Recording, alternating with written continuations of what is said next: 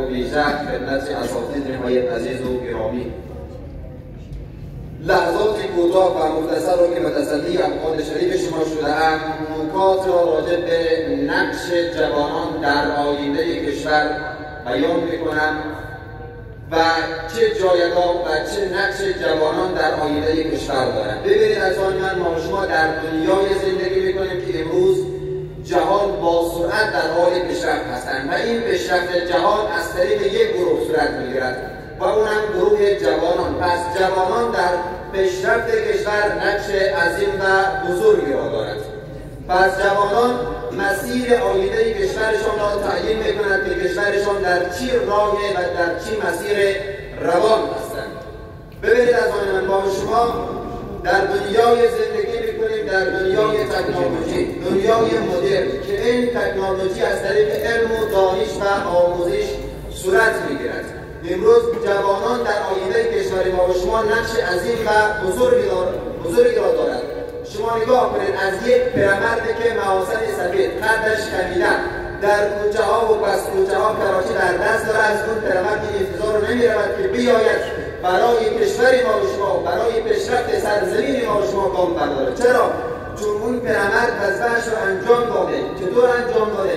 اون پیرمرد جوانی مانند من شما امروز تحویل جامعه داده تا شما جوانان امروز کاری برای این ملت انجام بدید، کاری برای مردمتان انجام بدید. اون پیرمرد جوان امروز مانند شما را تحویل جامعه داده تا شما جوانان کاری برای دینت، برای سرزمینت، برای خاکت و برای وطنت انجام بدید. پس ما باید غیرت کنیم و تلاش و زحمت بکشیم و یک عده از کسان‌ها هستند که امروز شعار به نام غیرت افغانی سر می‌آید. ما غیرت افغانی داریم، ما این، ما تاریخ 50 ساله داریم.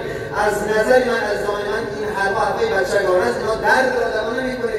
ما در دنیای تکنولوژی زندگی می‌کنیم، در دنیای اندیشه زندگی می‌کنیم و یک عده دیگر از کسان‌ها هستند که میره و پشت یک میکروفون یک ساختگیر و استفاده میشه، شروع میکنه به طعنه دادن، دشنام دادن، غرب کافر از غرب اینطور از غرب اینطور است. اینها حرفای بچگانه است. اینا درد رو دوا نمیکنه.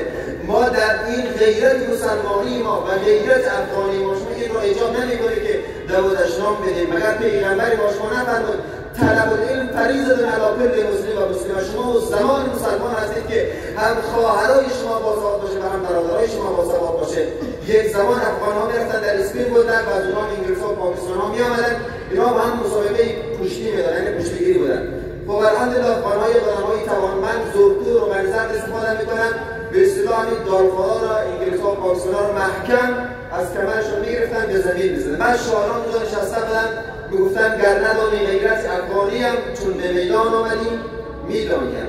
شاید تماشاگران اونجا نشسته بودن تشریح میکردن برادر امروز غیرت افغانی فهم میکنن. امروز میدان اسپرین بولدک و چمن نیست. امروز میدان در دریاها و در آسمانها و کشتی‌های تحت البحری کامل موشک‌های دوربرد هستند. امروز میدان علم هستند، میدان اندیشه هستند و میدان هنر هستند. پس تمام مطالب من در یک جمله که اگر کشور امروز پیشرفت می‌کند، ترقی می‌کند، از طریق یک گروه پیشرفت می‌کند، اونم گروه جوانان.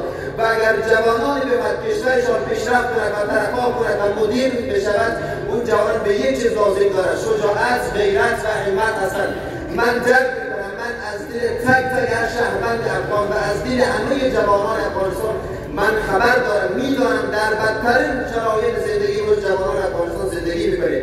ولی یک سفارش و یک توصیه از من هم گوش کنید. درست است با تمام مشکلات ما امروز دست و پنجه نرم کنیم، مخصوصا بخش خواهران ما که واقعا با مشکلات گروهان امروز به سر میبرد. ولی سفارش من این است که با سر در مقابل این مشکلات و در مقابل سختی ها خم نکنیم و به خدا باور داشته باشیم و تا خدا را داشته باشیم احدی به ما شما ضرری وارد کرده نمیتواند. السلام علیکم و رحمت الله.